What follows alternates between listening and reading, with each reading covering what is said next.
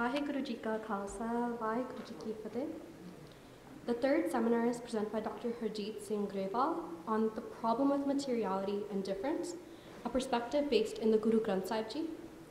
As an adjunct faculty member at the Department of Classics and Religion at the University of Calgary, he's been helping to create a Sikh Studies research endowment in partnership with the University of Calgary and Calgary's Sikh community.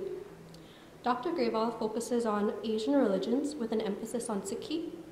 His research interests include critical religious philosophy, literary theory, and deep pluralism. He is also currently working on 2 book projects. The first is based on his dissertation research about the Jinam Sakhi literature, and the second is based on popular culture and Sikh hip-hop. I will now welcome Dr. Harjit Singh Grewal to present.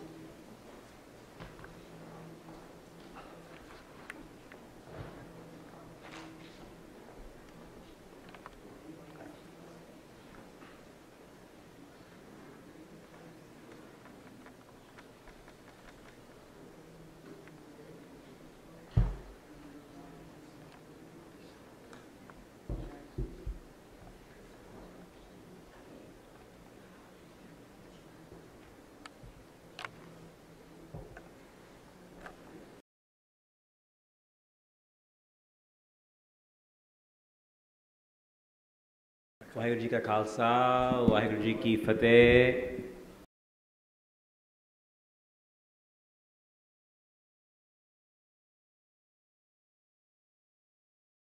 The title of my talk today is The Problem of Materiality and Difference, a perspective based in Shri Guru Granth Sahib Ji. I wanted to begin today by thanking the committee members of Sikh Society Calgary for organizing the event in commemoration of the martyrdom of Guru Arjun Maharaj, the 5th successor of Guru Nanak Sahib Ji. I also want to extend my thanks to the government of Alberta, who created the Multiculturalism and Anti-Racism Grant, which helped fund this event, and as well as the Mayor of Calgary, Jyoti Gondik, for her lovely opening remarks. Lastly, thanks to my colleagues and co-speakers for their insightful presentations. I know there's more to come, and I'm looking forward to hearing those. And I just wanted to pick up on something that Sharan was saying about the importance of developing academic narratives that are coming from Sikhi, that are rooted in Sikhi, and also raising awareness of our own narratives here in Canada. A lot of these narratives are completely unknown, and they aren't being passed on to the next generation. When history, thought, culture, literature, our materiality, the way we exist here in this country, are not passed on, there are considerable problems that our youth will face. And we can see some of those problems with the examples that Mayor Jyoti Gondik mentioned with our First Nations allies and what they're experiencing in this country right now, and they continue to experience.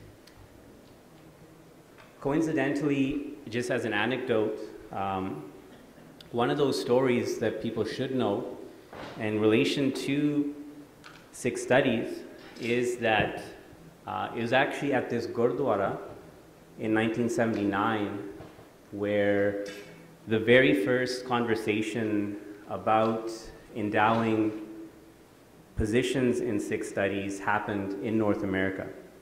So Calgary actually is the first place.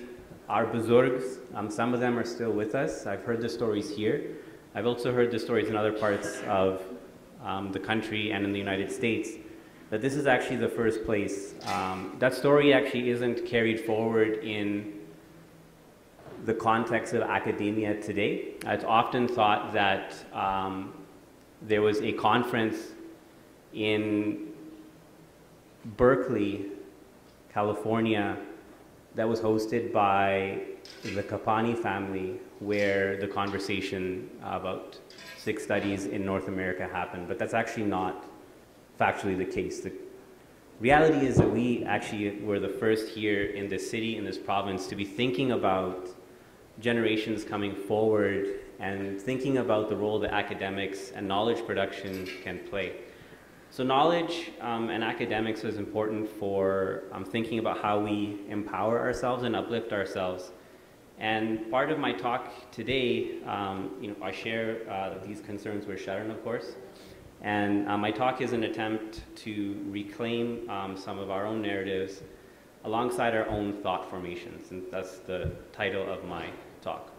So as mentioned earlier, Guru Arjun is given the honorific title of Shaheed on the Sartaj, or the Sovereign of the Martyrs.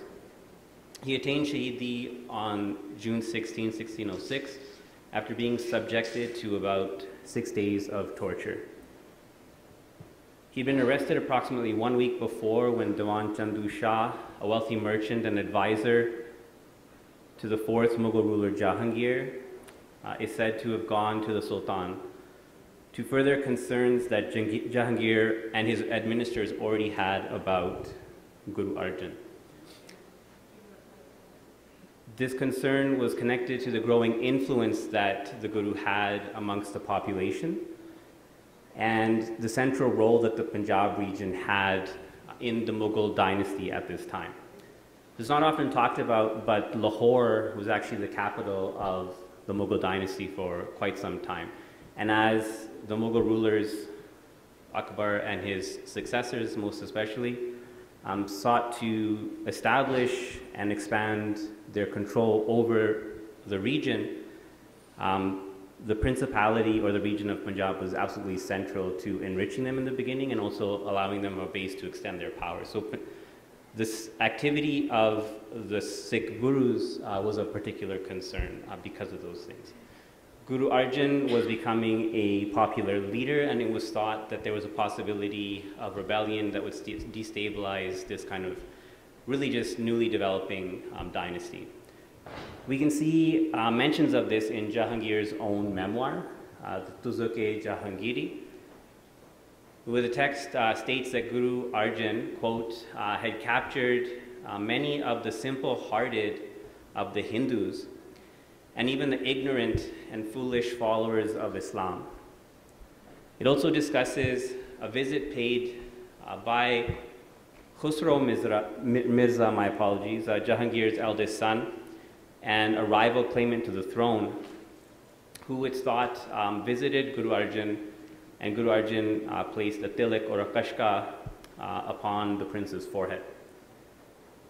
So Jahangir, in his memoir, interprets this action as tacit support for Khusro Mirza and states, quote, "I clearly understood his folly," as referring to Guru Arjan. Having confiscated his property, I commanded that he should be put to death. So the concern here then is a mixed concern of entering into the political realm and doing so using marks of religious significance. Jahangir had much to be concerned about during the early years of his rule. Not only was Guru Arjan the most prolific of the gurus up to this time, and remains so, his predecessors had built towns along roads connecting to the Silk Route and had used those to enrich the Panth, and allowed him to go and embark upon large building projects. He was involved in further institutionalizing Sikhi across much of northern and central South Asia as well.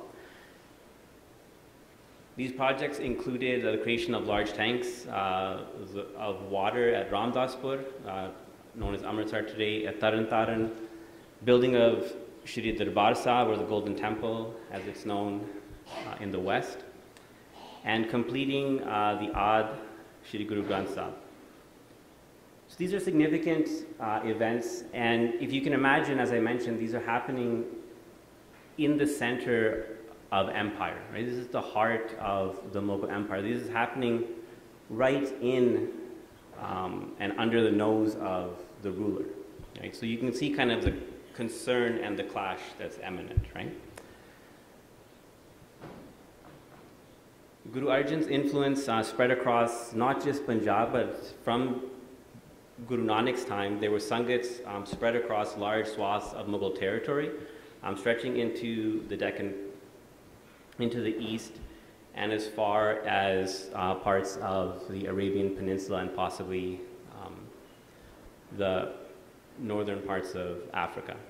So there's a large memory of Guru Nanak at this time, and after the second Guru, the Gurus are largely focused on South Asia. Not too many of them travel beyond that, but nonetheless, there's an orchestrated attempt to get some institutional framework and capacity to help build this community.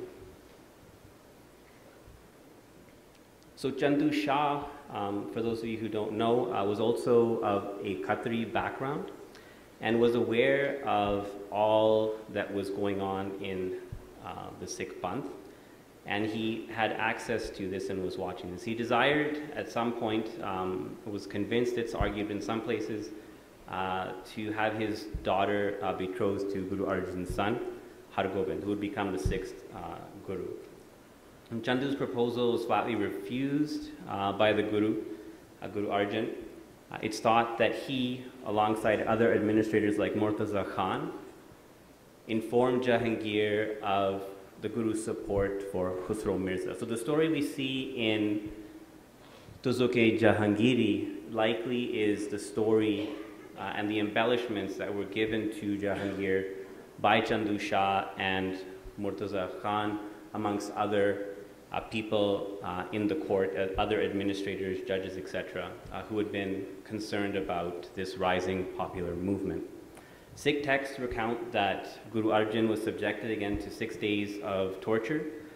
This included starvation, sitting in boiling water, having red-hot sand poured upon his body, and being encased in a cowhide. The Guru eventually succumbed to his injuries and became the first Shaheed, as I mentioned.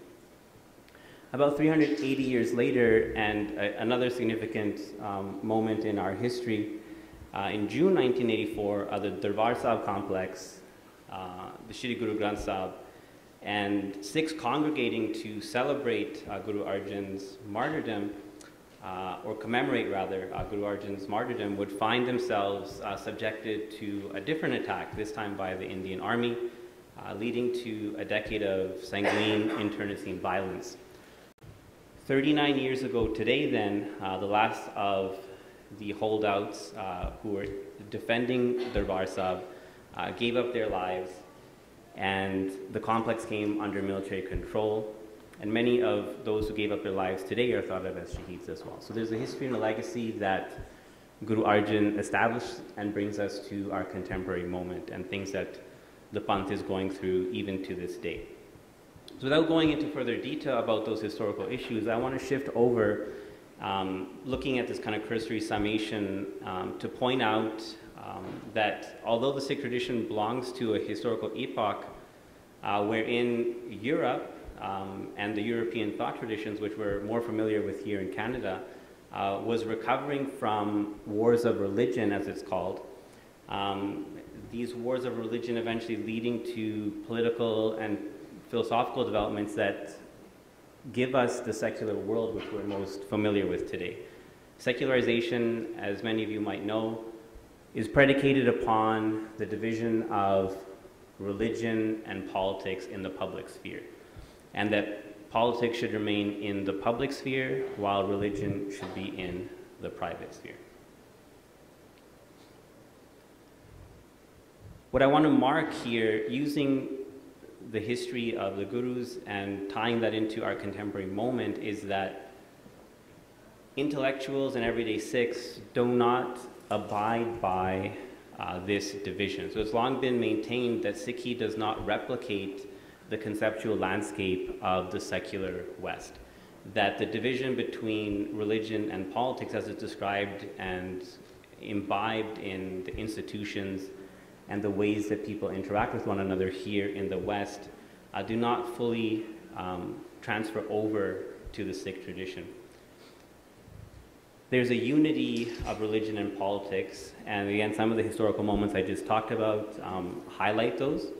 And they are also ideas, again, ones we were really familiar with, things like Miri Piri, that connect to the history of the Gurus, the succession with Shri Guru Hargobind Sahib, the sixth Guru, that tell Sikhs that these are not separate things, that religion and politics go together.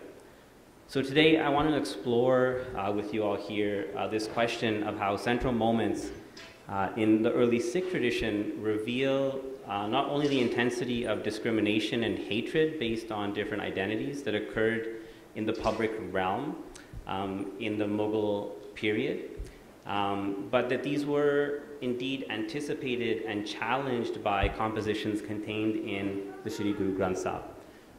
So most important of which for today's discussion is the composition in Rag Kanara, given to the fifth Mahalla. We have that displayed on our posters, and it was mentioned by the Pradhan Sahib. No one is my enemy and no one is a stranger. I get along with everyone. So that's the translation. The original is Nako Bari Nahi Begana Sagal Sang Ham Ko Ban Ai. I argue that examining this composition and carefully translating it with the recognition that the Sikh tradition does not abide to these master signs of a division between religion and politics allows us to begin to understand how Guru Arjan Maharaj reflected a worldview that was critical to the formation of the Sikh tradition and looks at identity and attempts to deal with ideas of discrimination, hostility, antagonism, hatred in a manner that is somewhat different than what we're familiar with in the West. So to begin this excursus, it's important to acknowledge that although its origins may lie in the Karnataka music tradition, Rag Kanara is actually a Darbari or courtly rag. It was popularized during Akbar's time by his main court musician Tan Sen, and it's likely that it was absorbed into not just the compositions in the Shri Guru Granth Sahib, it's used by Guru Ram Das as well as Guru Arjan, but there are other composers using Rag Kanara during this time period. So it's a popular rag, and it actually reflects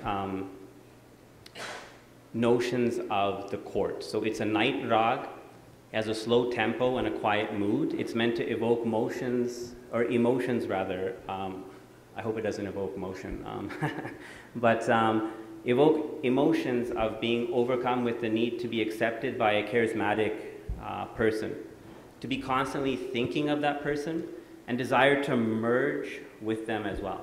As a Darbari rag, its modality is characteristically situated in the world of objects and space, and it takes the persona or identity of an individual as something worth emulating or mirroring, right? So the idea here is in the court of the Mughal emperor Akbar, these were sung, and Akbar trying with his Deen-e-Ilahi to build a notion of divine kingship, that he would be the point of respect, charisma, and the desire amongst the people who are listening, his courtiers or other people in the public, they would desire to adopt a type of identity that is similar to Akbar's, and characteristics that Akbar imbibed, these would be transferred over to the people. So this is a worldly rag, and the idea here is how to mimic, in its conceptualization, how to mimic a type of identity, how to absorb oneself into that identity. So the Gurus are using this to bring it into Shri Guru Granth Sahib. They're using it in a different way. They're trying to redirect that identification into a different modality. So the problem here is articulated from the beginning of the Sikh tradition, relating to hierarchy and social injustice, violence and political instability. So I don't have time to develop this fully, but I want to kind of today just go over the central dynamic here. The dynamic here is related to redirecting the focus away from a worldly king or a ruler to a relationship of transformation that occurs away from home and towards hukam. So I'll talk about that towards the end of the talk. I want to pursue the question of how this different context, this historical context away from the West, while related to questions of discrimination, hatred, religion, politics, allows the Sikh tradition to potentially provide a different and unique emphasis on problems that we're familiar with and we face here today, especially in the 21st century. This allows the Sikh tradition to contribute to conversations around equity and developing a pluralistic society where notions of an objective self, a self-consciousness, a self-identification, which are familiar to Westerners, is mitigated and not seen as penultimate. So to begin with, I want to return back to that composition on Ang 1299 in Shri Guru Granth Sahib Maharaj Ji and state the full composition. So Kanra Mahalla Panjama on Ang 1299. बिसर गई सब तात पराई जब ते साध संग मोए पाई रहाओ नाको बैरी नहीं बेगाना सगल संग हमको बने आई जो प्रभ कीनो सो पल मान्यो ए सुमत साधुते पाई सब में रव रया प्रभ एक है पेख पेख Nanak बिगसाई. Rather than the translation I just gave earlier and the one that's on our poster, I want to translate this in a different way and go into some more depth about the terms themselves. I won't go into it too much again for time purposes, but the translation I prefer is no longer engaging in any other practices since becoming attached to the Sad Sangat, Rahal. No one has animosity. No one is othered. All our companions provide enrichment. So that's the line, Nako bari, nahi begana, sagala sang humko bane aaye. I'll just say it again. No one has animosity. No one is othered. All our companions provide enrichment. So that statement, I think, is central to the pluralistic vision that's being given here, that by refraining from othering, not feeling animosity towards one another, and rather than being agonistic or antagonistic to one another, to recognize that we all provide enrichment, this is a way to think about and imagine what a different vision of society, a pluralistic vision of society, can be. The other thing that's important here is that this arises by stopping certain practices and engaging in others, right? So no longer engaging in any other practices, becoming attached, going back to what the idea of Ganra itself is. What do you attach yourself to? What do you want to absorb yourself into? Here it's Sad Sangat, it's not a sultan or other identities. Whoever attains self-actualization, accept them as conscientious.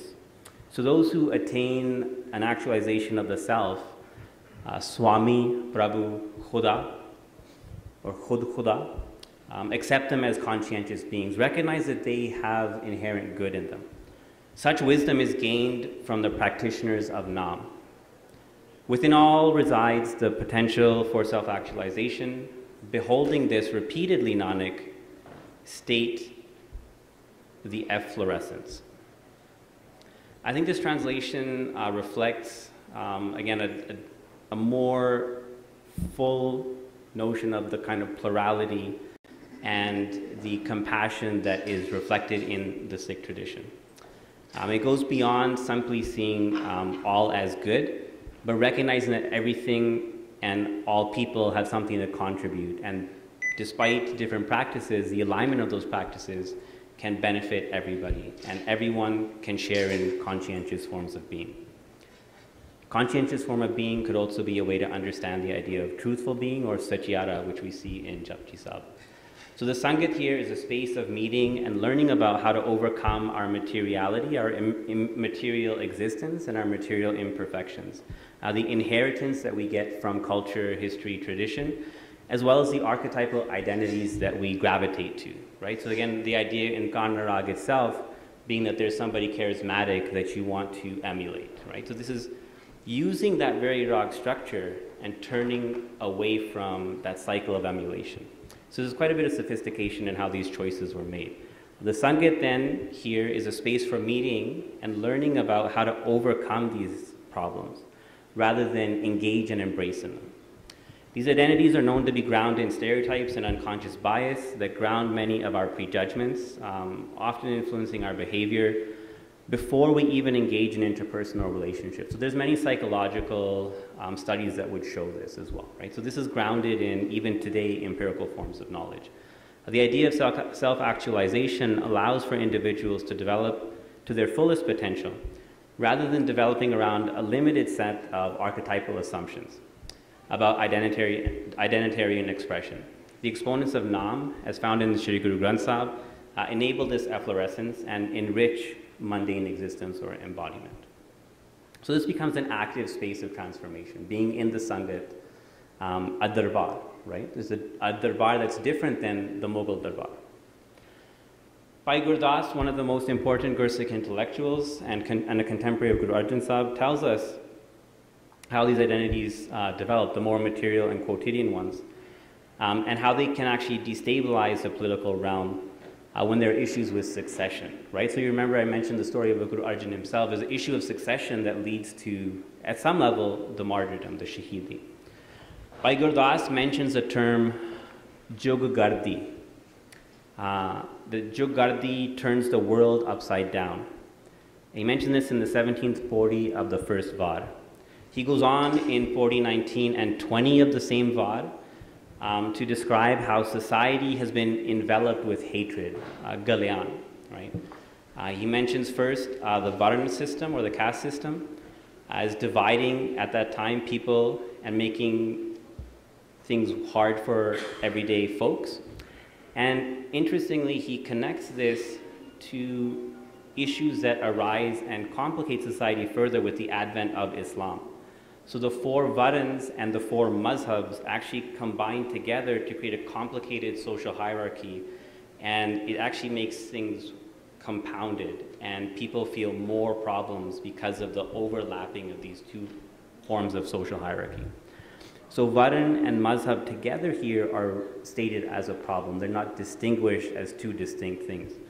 Guru Nanak, as per Bhai Gurdas, is given to this world then and this society based on the agony that people were feeling and experiencing.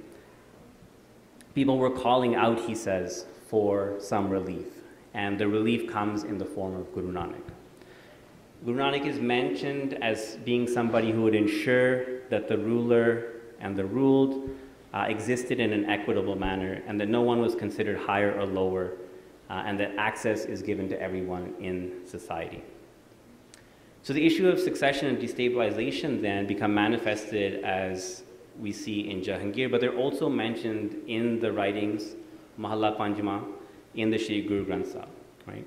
So this is kind of interesting. They precede, if you will, what actually happens. Guru Arjan would not have written this after his martyrdom. They would have been written before. And so in a way, it's interesting that this is already calling forward the problem and recognizes it, and there's a solution in that Shabad, as I was mentioning. We can relate this to what we see in the Janam Sakhis. So Guru Nanak is thought to have refuted governmental administrative categories. He uses the words or the exclamation "Na koi Hindu, na koi Musliman" after he emerges from the Kali vein, right? So this is a central narrative you see in every Janam Sakhi. It's written in different ways, but we will see this emergence and this statement quite often. When you look at the term koi, we often translate this as anyone or anybody. However, there's a deeper meaning we can see in the writings of people like Baikan Singh Nabha, where they tell us that koi or ko can mean essence or being, right? So somebody's honed, right? Hond Hasti, right? So this is stating then, na koi Hindu, na koi Musliman. In some way, this is reflecting what we are, how we are in the world. Guru Nanak is saying, you are not that way. This is something that the government's put upon you. Why do you ask? You can see this later in the narrative. The Qazi calls Guru Nanak and questions him. Initially, Daulat Khan Lodi, when he's made aware of this issue, he says Guru Nanak is a good fakir, a pala fakir, and this is the work of fakirs. You shouldn't mind what he's saying. The Qazi is concerned. The Qazi says that what Guru Nanak is saying will spread through the people and will cause disruption. So it's the Qazi, the administrator, right? The governmental administrator who brings Guru Nanak forward. And we know afterwards Guru Nanak leaves for his udasis. So some of my research talks about why he might have had to leave, rather than the Janam Sakhi narratives making it look like more amicable departure, that this might have been perceived as a bigger threat, and we could interpret and translate udasi as exile rather than simply a sojourn. So the politics, when we recognize the connection of politics and religion in South Asia, we can learn to interpret our history in a more complicated way. So we see this here, na koi Hindu, na koi Musliman. The Shri Guru Granth Sahib in the Rag Pero, in 1136, also by Mahalla Panjma, or received by Mahalla Panjma, mirrors this. He's na ham Hindu, na Musulman. Or neither are we Hindu, nor are we Muslim. Since the 1990s, historians of South Asia have been at odds to find examples of pluralism and equality during the Mughal dynasty. This has largely been prompted by the events associated with the Babri Masjid. So scholars in the West have responded by trying to find moments in Mughal history where there was plurality. What's interesting is you see in the Sikh tradition and Sikh history that this is not the case, that there was a problem. The texts, our texts, continually mention that the terms Hindu and Muslim were a problem in the society. And it's interesting to mark that this is mentioned in Janam Sakhis as well as Shri Guru Granth Sahib. They're stated in different ways, but the terms parallel each other. So if we recognize this connection, we can look at these terms, these types of identities. Rather than looking at them as specific identities, we can generalize them as administrative governmental identities. That Hindu Muslim or Hindu Turk, as is the opposite version of this, sometimes seen in Guru Granth Sahib, these are governmental or existential categories. They're how people move through society. The concern of the Qazi reflects that if Guru Nanak starts spreading this teaching that no one is those things, this will destabilize society. It'll be a problem. It's a problem for whom? It's a problem for the people who are at the top of the social hierarchy, right? The Qazi and the Daulat Khan represent the higher portion of the society. The second part to what I want to connect here is the statement we just mentioned as the focal point of our us coming together today. Na koi bari, na begana. Here, na koi Hindu, na koi Musliman, and na koi bari nahi begana, they share a metrical parallel. The metrics here are the same, and that we can use in a more sophisticated way to bring these two things into alignment. It allows us to connect discrimination to governmental sets of categorization or identities. So if we can bring these two things together, we can see the pattern and the history here in a different way.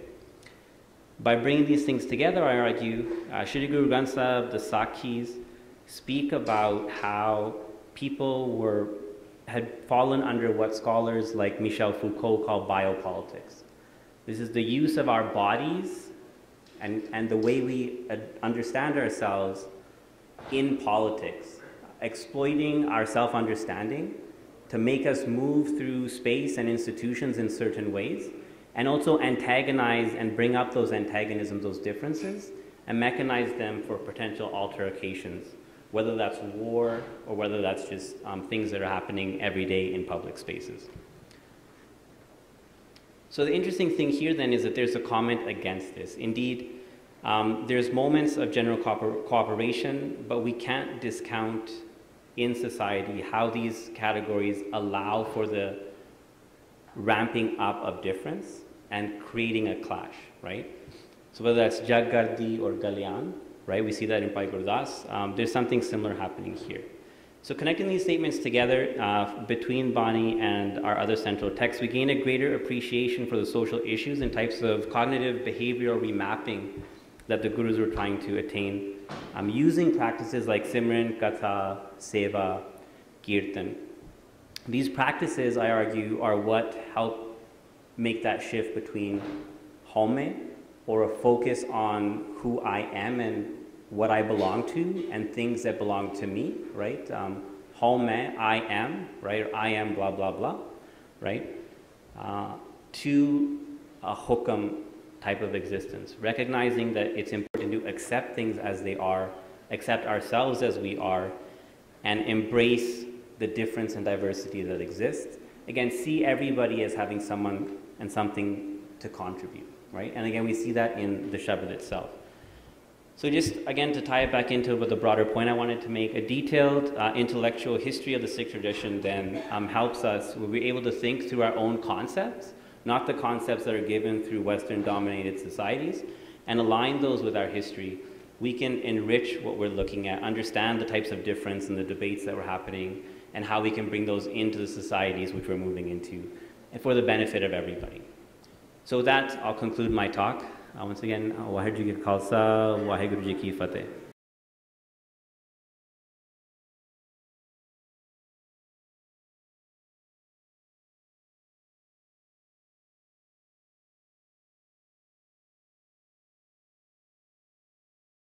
Waheguru Ji Ka Khalsa, Waheguru Ji Ki Fateh. Thank you so much, Dr. Greva. Our next speaker is Dr. Harjot Kaur Singh, titled The Evolution of Multiculturalism and Interfaith in the Sikh Religion. Dr. Harjot Kaur Singh is a dynamic and knowledgeable speaker to interfaith groups and is a representative of the Calgary Sikh community. Among her leadership roles, Dr. Singh is the chair of the Sikh Advisory Committee of U Calgary's Faith and Spirituality Center. She is also on the board of directors for the Guru Amar Das Nivas Seniors Nursing Home Association. Dr. Singh holds a Bachelor of Science in CMMB, so Cellular, Molecular, and Microbial Biology, and she also has a medical degree from the University of Calgary. Dr. Singh also works in private practice as a family physician, and she is currently serving as the chair of the Alberta Health Services Spiritual Care Advisory Committee. We will now welcome Dr. Harjot Kaur Singh to the stage.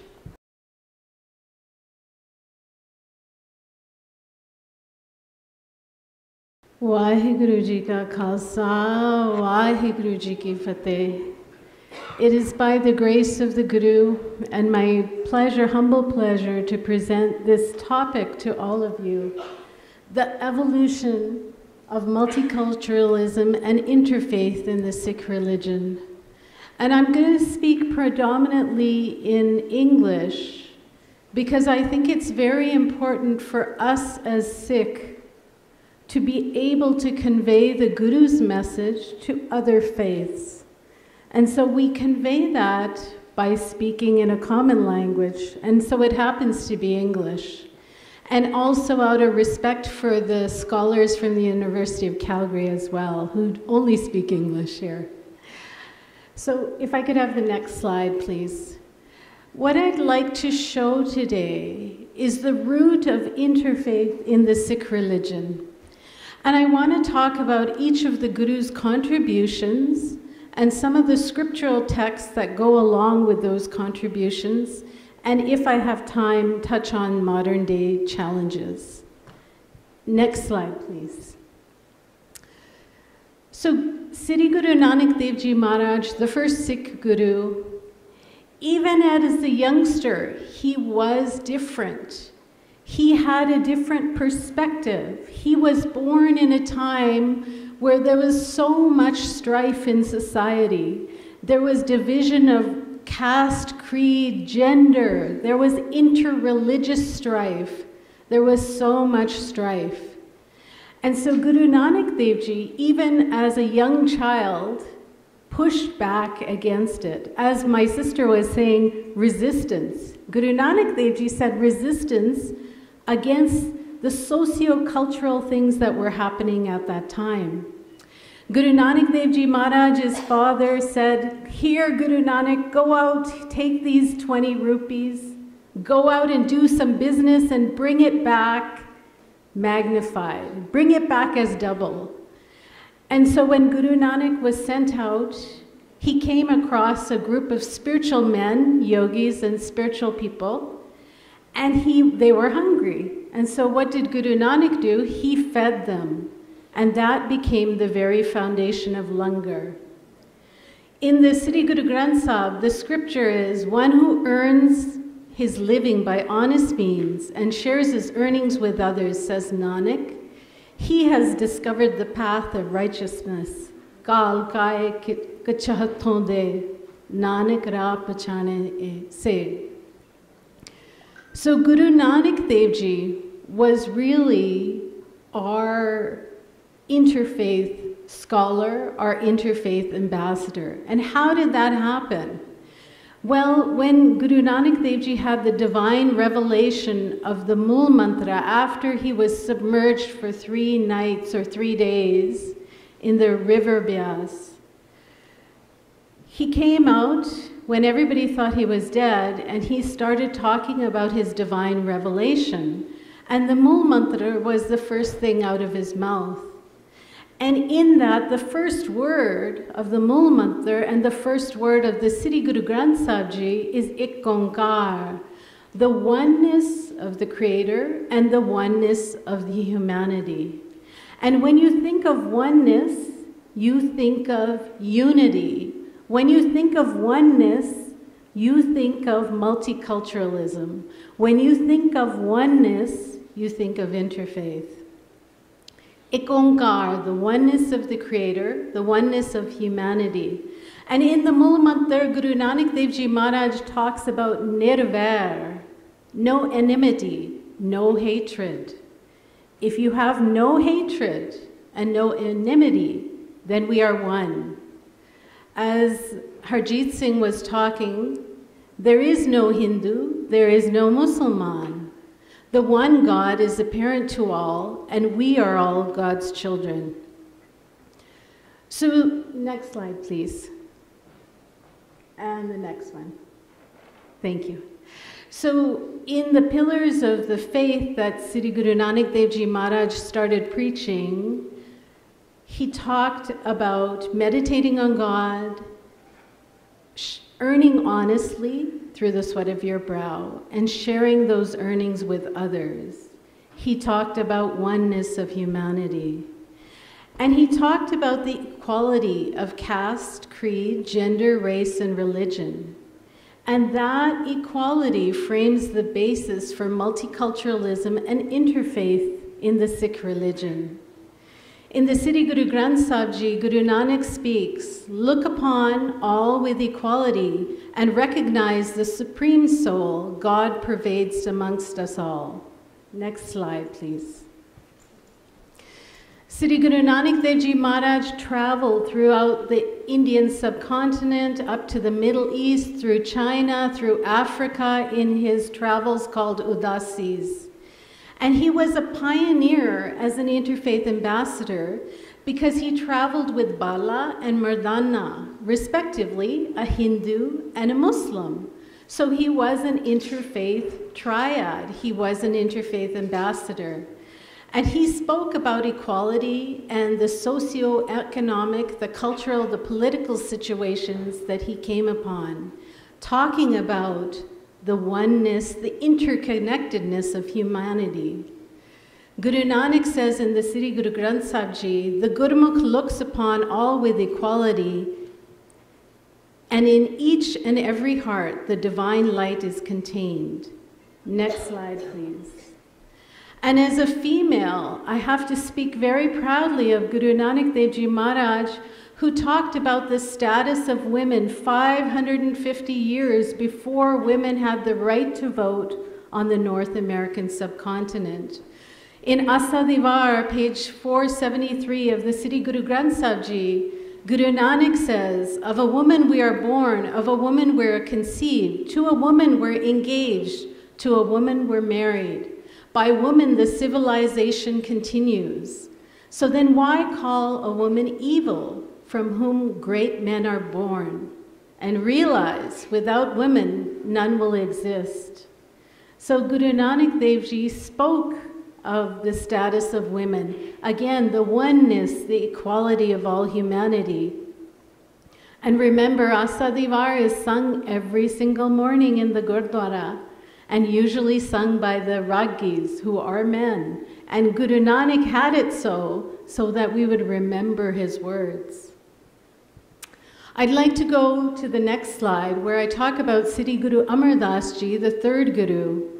And Siddhi Guru Amar Das Ji, remember Guru Nanak started the langar, but Guru Amar Das Ji codified the langar with Sangat and Pangat, sitting together as a congregation, sitting in spiritual lines, receiving the Guru Ka Langar, the free kitchen. And Guru Amar Das Ji, as Bhai Daljit Singh said, he made even Emperor Akbar, the ruler of the time, sit amongst the common folk to be equal, and he made the emperor sit in Guru's langar before giving the emperor darshan, before giving audience to the emperor. And so Sikhs with Guru Ka Langar still witness the oneness of God and the unity of the human family by feeding those who come to worship or whoever needs sustenance. And from Guru Amar Das Ji, I took the scripture from the Siddhi Guru Granth Sahib Ji, Jagat Jalanda Rakhle, the world is going up in flames, shower it with your mercy, and save humanity through whichever door it enters. Speaking about the oneness of humanity, Guru Amar Das Ji didn't say only save the Sikhs. He said all of humanity from the four corners of the earth. Next slide, please. Siddhi Guru Ram Das Ji, the fourth Guru, he envisioned the Golden Temple, the Siddhi Harmandir Sahib. And with the Golden Temple, he envisioned that there would be four doors open to all the corners, all the people, the four doors signifying the equality of all coming together to worship, caring in consideration for the well-being of humankind. And here at the Siddhi Harmandir Sahib, Guru Ka Langar, the free kitchen is served 24 hours a day. And you'll be interested to know that historically musicians of various religions, Hindu, Muslim, and Sikh, sang Gurbani in the Siddhi Harmandir Sahib. They could sing as long as they were singing the Guru's word. The next slide, please. Siddhi Guru Arjun Dev Ji Maharaj, the fifth Guru, he took interfaith and the oneness of humanity even further by having a Muslim saint lay the first brick of the Siddhi Harmandir Sahib. To me, that stands as the true heart of interfaith. Just as the Sikh society had a Jewish rabbi do the first foundational stone for this Gurdwara. Similarly, the Guru did the same thing many, many years ago. And Guru Arjun Dev Ji says, no one is a stranger or an enemy. I am a friend to all. Guru Arjun Dev Ji Maharaj also says, Ek pita ekaske hum barak, tu mera gurhai. The one God is our Father. We are all the children of the one God. You, God, are our true teacher. The fifth Guru also compiled the Siddhi Guru Granth Sahib Ji. And the amazing aspect of the Siddhi Guru Granth Sahib Ji is that he had the foresight to compile it in advance according to the ragas and the different musical scores. And he organized it in such a way that it came in order of which Guru was reciting which Bani, which ragas Bani. So he compiled the Siddhi Guru Granth Sahib that way. But he also included the scriptural writings of Hindu saints and Muslim saints, and he included those writings, they were vetted in such a way that if those writings could elevate the human consciousness to that of God consciousness, those shabads, those scriptures were included in the Siddhi Guru Granth Sahib Ji. Guru Arjan says, I am a friend to all, and all are friends to me. Sabko meet hum apan kina, hum sabna ke sajan. When this sense of separation was removed from my mind, then I am united with God. Next slide, please. And the next one, sorry. I'm going to move to the 6th Sikh Guru, Siddhi Guru Hargobind Sahib Ji, and think of the humanity and the oneness of the divine that he created the town Siddhi Hargobindpur. And obviously, as Sikhs, there was a Gurdwara, but the Muslim community did not have a place to worship. And they didn't have the funds. So they came to the Guru and asked the Guru to build them a mosque. And the Guru, Siddhi Guru Hargobind Sahib Ji, built a mosque, Guru Ka Masjid. And that is now a UNESCO World Heritage Site. He also, in Siddhi Hargobindpur, he built a temple for the Hindus as well, too. And Guru Hargobind, when he had his armies, he didn't say you had to be Sikh to fight in the army. He welcomed all religions and all faiths to fight in the army. Next slide, please. Guru Hargobind was falsely imprisoned at the Gwalior fort by the Muslim emperor, and he was imprisoned for a 1-year time. And during that time, he got to know the other 52 Hindu princes that were imprisoned there as well. And so when Guru Hargobind was going to be released, the Guru said, you can't release me alone. You need to release all the prisoners.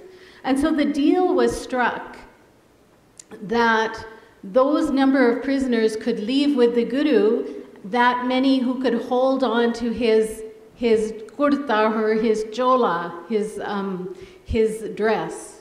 And so the Guru had a special dress made with 52 panels, and each of the Hindu hill rajas grabbed onto a panel and escaped that false imprisonment. Think of the humanity to not want to just liberate yourself, but liberate everybody else from jail or being falsely imprisoned. Next slide, please. Guru Harkrishan, our 7th Guru, he was so young, but he was born in a time of smallpox, the contagion. We just came out of the contagion of COVID, and we're still in it, frankly, as a medical doctor. But in the time of smallpox, there were no vaccines, and the Guru healed everyone who came to his court, irrespective of their religion. And so I quote from Guru Arjun Dev Ji Maharaj in the Siddhi Guru Granth Sahib Ji, in your mercy, O God, you care for all beings and creatures. Sabbe ji samal, apni meher kar. Next slide, please. In talking about Siddhi Guru Tegh Bahadur Ji, the 8th Sikh Guru, the immense humanity and the oneness and the interconnectedness and the divinity. At the time of the 8th Guru, there was a price on every Hindu's head, and Emperor Aurangzeb, was converting forcibly Hindus to Islam. And so the Kashmiri Pandits came to the court of the Guru and asked for protection and help. And Guru Tegh Bahadur said to his young son, the future Guru Gobind Singh, he said, a great sacrifice has to be done to save the Hindu religion. And the young son, at age of 9 years old, said, Father, who is greater than you to do this job? Next slide. Siddhi Guru Tegh Bahadur Ji is the greatest humanitarian the world has ever seen, because as a standing leader of a world religion, he sacrificed himself for another religion. This is the first time a world faith leader has sacrificed himself for the freedom of religion on the Indian subcontinent. And he is known as Guru Tegh Bahadur, Hind Di Chadar, the protector of Hindustan or India, also known as Guru Tegh Bahadur Dharam Di Chadar, the protector of all faith and all religion. Next slide, please. I want to read this quote from Guru Tegh Bahadur Ji. At the time of his beheading, just before he's to be beheaded, he speaks, Hinduism may not be my faith, and I may not believe in the various Hindu traditions like idol worship, caste system, pilgrimages, or other rituals, but I will fight for the right of all Hindus and other people of the world to live with honor and to practice their own faith and their beliefs according to their beliefs and their discipline. And so this set a precedent that Sikhs are bound by this Guru's teaching to respect and protect the rights of all faiths. Next slide, please. When the head of beheaded Sri Guru Tegh Bahadur Ji was presented to Guru Gobind Singh Ji Maharaj, the 10th Guru, the Guru spoke, for the sake of dharma and righteousness, he sacrificed himself and he laid down his head, but remained uncompromising in his principles. And this is taken from the Bachittar Natak, the Guru's Dasambani. I have in the next slide the full Shabad in English, and I'm just going to extract one line. For the sake of the religion, he laid down his head without even a sign of pain. He sacrificed himself. He laid down his head, but not his honor. Next slide, please. This takes me to the 10th Guru, Sri Guru Gobind Singh Ji Maharaj. And as Bhai Daljit Singh has already talked about, Guru Gobind Singh said, Manas ki jaat sab ek hai pachanbo. In the status of humankind, says the Guru, recognize all people to be equal. And so what does Guru Gobind Singh Ji do? He creates the order of Khalsa, the order of righteousness. We are baptized as Sikhs as Khalsa, and we are taught to stand in defense of the defenseless, regardless of race, religion, caste, creed, gender. We are taught to stand for any that are oppressed, to stand against the oppressor. And what does Guru Gobind Singh Ji Maharaj do? He bows the Guruship and passes the supreme spiritual authority to the Sri Guru Granth Sahib Ji Maharaj. Next slide, please. Sri Guru Granth Sahib Ji Maharaj, who is on our throne, who presides over every Sikh congregation, is the eternal Guru of all the Sikhs.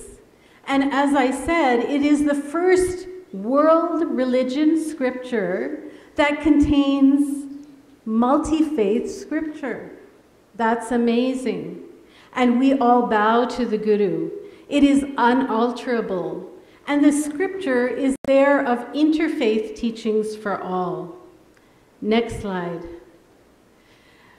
In the Sri Guru Granth Sahib Ji, the Guru speaks, first God created the light. All humanity has been created by the same divine. All have been created out of the same light. So how can one be good and another be bad? Next slide, please. I'd like to go to the Ardas now. In Sikhism, at the end of any congregation, at the end of our Nitnem, at the end of any program, we say in our Ardas, Nanak Naam Chaddi Kala Tere Pane Sarbatta Pala. Says Nanak, may the divine spirit be exalted, and may all people prosper by thy grace. We pray for the oneness, the interconnectedness of all humanity. If we look at Sikhs, Bhai Kanhaiya Ji, he was alive at the time of Sri Guru Gobind Singh Ji Maharaj, the 10th Guru. When the 10th Guru was battling the Muslim emperor, he was also battling some of the hill Rajas. And in the battles, Bhai Kanhaiya would go out and nurse the wounded back to health. But the Sikhs complained to Guru Gobind Singh and said, Bhai Kanhaiya is nursing those Muslims and those Hindus back to health. And we're having a hard time defeating them because they're standing up again. And the Guru called Bhai Kanhaiya and asked him, and Bhai Kanhaiya said, "You taught me, I see no one else but you. Everywhere I look, every being I see the divine." And so that humanitarian effort was blessed, and I think it was like the first Red Cross in our faith, that Bhai Kanhaiya was the first Red Cross ambassador. I'd like to end my, next slide please. I'd like to end my discussion about interfaith and multiculturalism. As we look through what Guru Nanak Dev Ji taught us about the oneness of humanity, the interconnectedness of us all, and then each Guru was a representative of Guru Nanak Dev Ji and that light and that wisdom, all the way down to Guru Gobind Singh Ji Maharaj, and then he passed the eternal Guruship to the Sri Guru Granth Sahib Ji Maharaj. That wisdom, that interfaith, that interconnectedness, that harmony has been ingrained in the very fiber of our being. But we as Sikhs have challenges. We are the 5th world largest religion, and yet we're viewed as minority. When we talk in interfaith circles, there's always talk about the Jews, the Muslims, the Christians. Sometimes they forget about us, and we're number 5. And why is that? Because Sikhs have grown up, even in the Indian subcontinent, as minorities.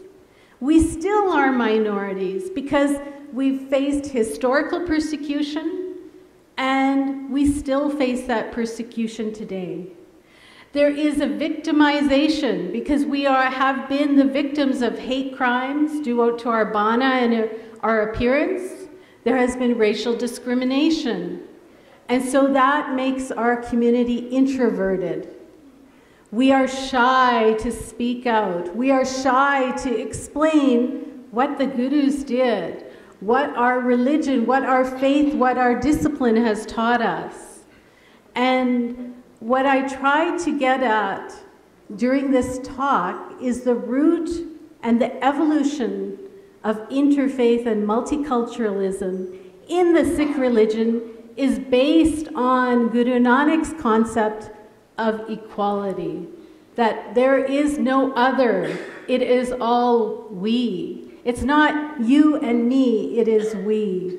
And when we embrace that interconnectedness, when we embrace that harmony, we truly can bridge the gaps that have started to grow in our world. As we know, there's a lot of divisiveness in this world, and we need to use our faith, our discipline, our principles to try and bridge that. And what I'm saying to all my Sikh elders, my Sikh youngers, my brothers and sisters, and also the interfaith community, is that we have principles on which to base our multi-faith and interfaith and multiculturalism so that we can truly be a pluralistic society where we can respect each other's discipline but grow together in humanity. Vaheguru Ji Ka Khalsa, Vaheguru Ji Ki Fateh.